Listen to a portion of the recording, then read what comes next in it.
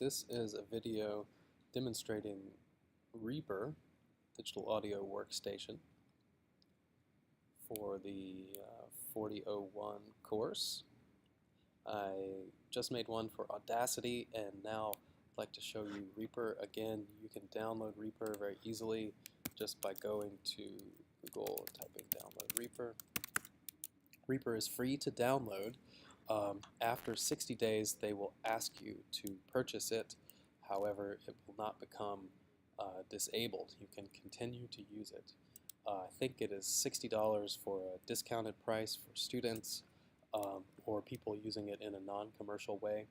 I think that's a totally reasonable price, but they don't force you to do that, so you can still continue to use it if you're kind of checking it out or learning it. So yeah, if you like it, I would encourage you to use it. It's quite a bit more powerful than Audacity. It does things that Audacity doesn't do. It does most of the things that Audacity does, but you know, Audacity has kind of a streamlined workflow for some things, so that makes it nice for a lot of projects. All right, so this is the Reaper interface. You can see it looks a lot like Audacity. You've got your place for your tracks, for instance. You can insert a new track like so. Tracks have mute and solo buttons. Arming for record as well is possible. Let's see if I were to arm this for record. No, I need to change how my sound card is set up a little bit.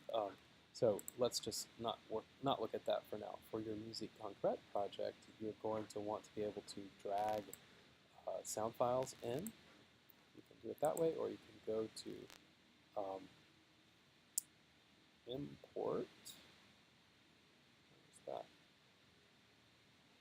Oh, insert media file, sorry. So that's another way to bring a bunch of items in. I can also just kind of, click a bunch of these if I wanted to and drag them in, and it will ask me if I want them to be on separate tracks or single tracks. Excuse me.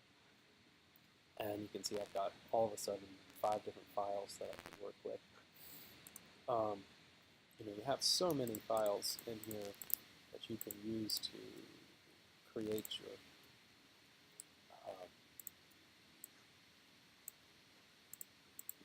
Musique Concrète projects. You can see I accidentally imported the same ones again, so I'm going to delete the first ones I put in. But now I've got a whole bunch of files in Reaper very quickly.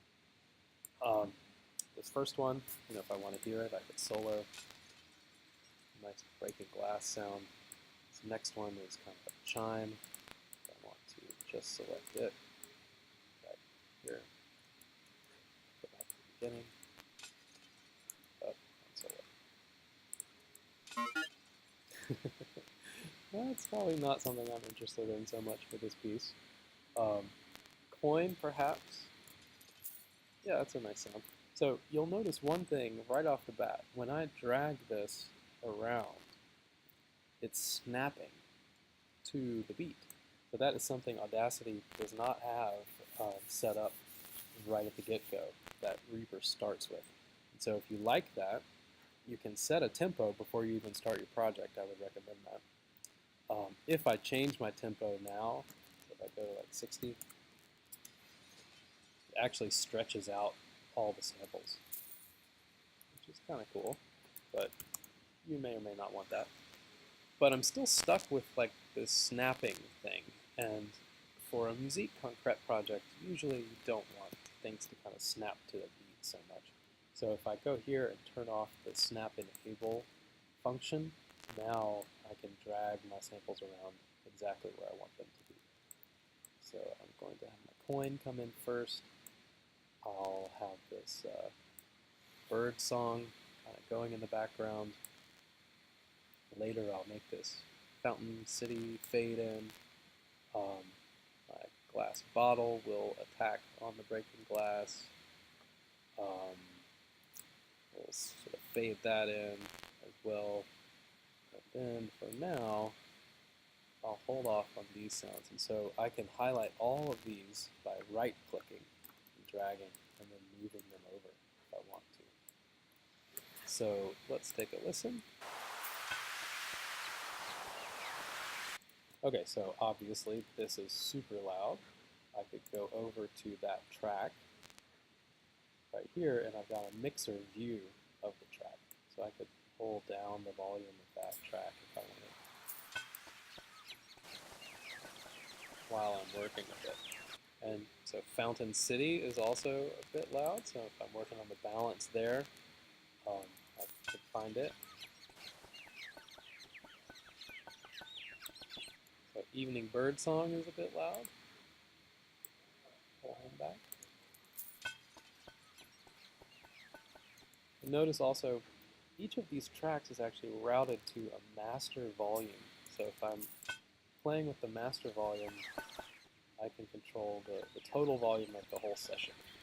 And when the master volume peaks like this, that means that it is distorting a little bit. You want to try and keep your tracks probably from distorting too much. So that's some kind of really quick editing, but there's some really nice things you can do with Reaper and enveloping that you can't do as readily in Audacity. So notice when I move my cursor to the beginning of a clip, I get one option that kind of looks like a little ramp. I get another option that looks like a drag of left-right, and I get the same thing at the end of a clip as well.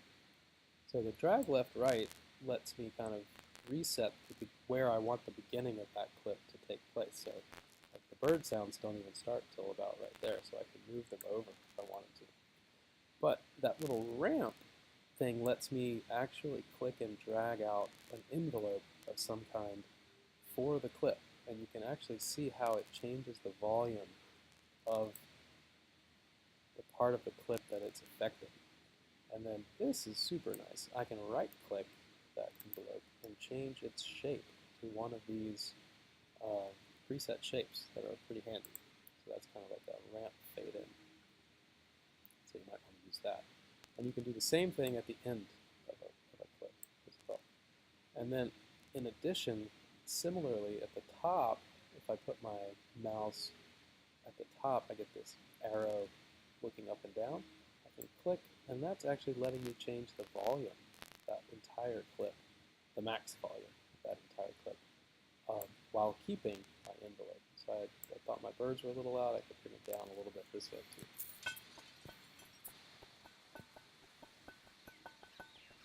So the birds sort of sneak in slowly. If I wanted a little more subtle sneak in, I could change my shape a little bit. I want to sneak in for a fountain.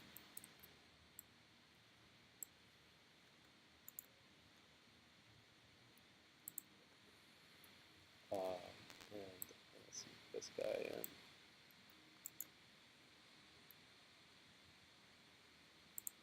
So another kind of cool thing that you could do in Reaper that's not as easy to do in Audacity is if I hold down Option and put my cursor at the end of one of these files, you get a different kind of icon with this little fist. And the fist lets me actually time stretch the sample by dragging. So if I drag it out a little bit, I actually make the sample longer without changing the pitch. That's important.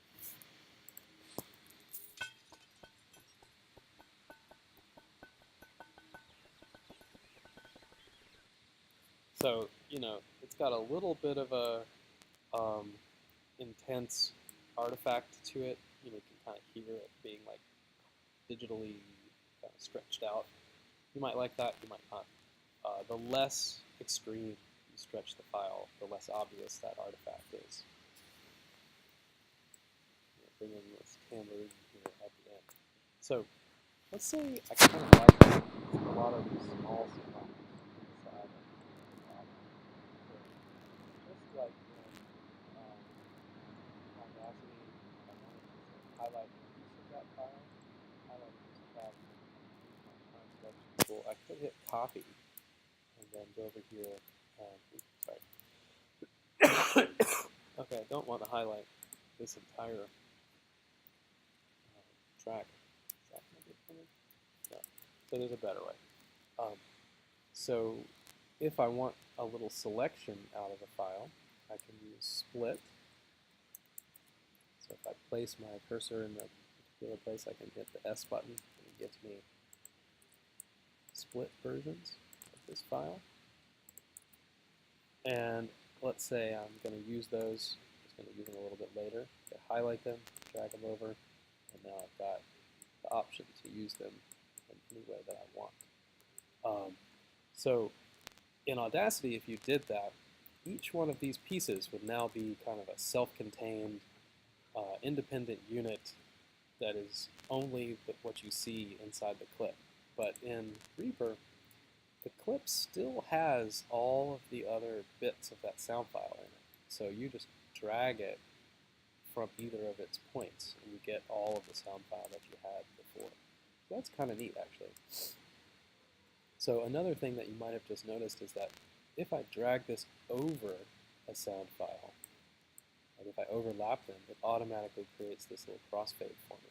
So that's kind of nice too. Notice that it's very clean crossfade. We didn't hear a click or a pop when we played it back.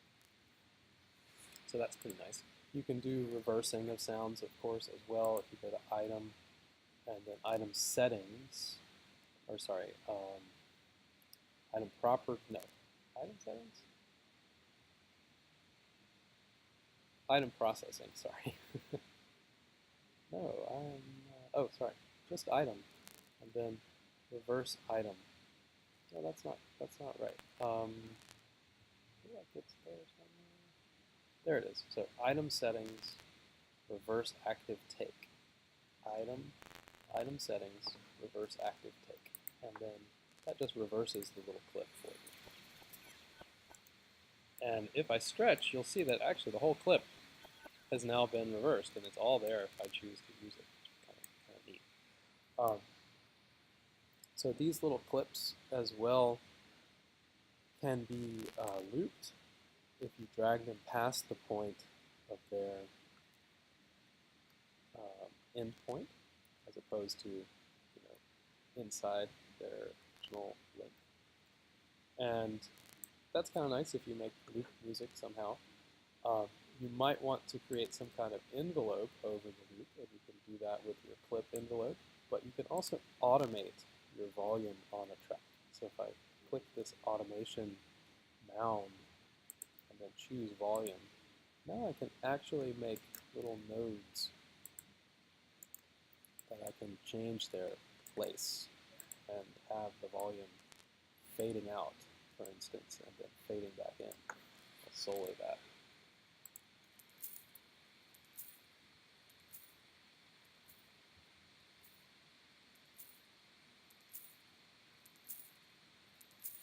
So you can hear, you could do all kinds of very complex things with the volume if you choose to shape it that way.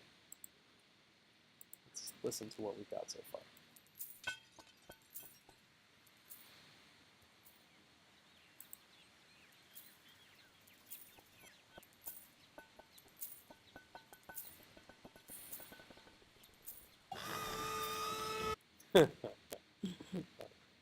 So this is where we haven't done any kind of work yet. So I'll drag it over again. Okay, so that's the nitty-gritty of doing some editing in Reaper and arranging some volume automation, looking at whether you want to change the tempo or not. If I go up here, obviously you want to save your project, specify some kind of folder.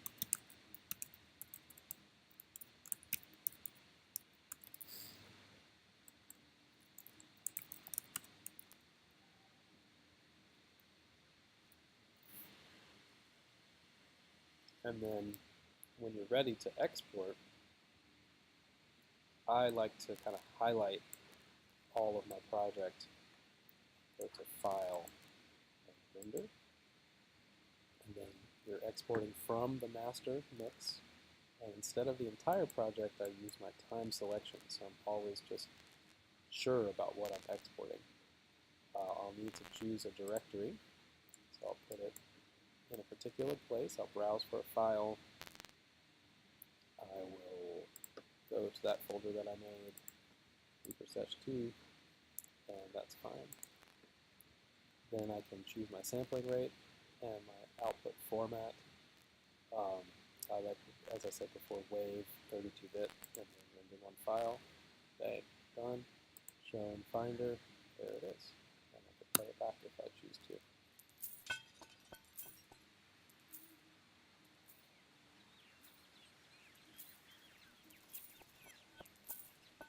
And I could drag it into Reaper if I choose to.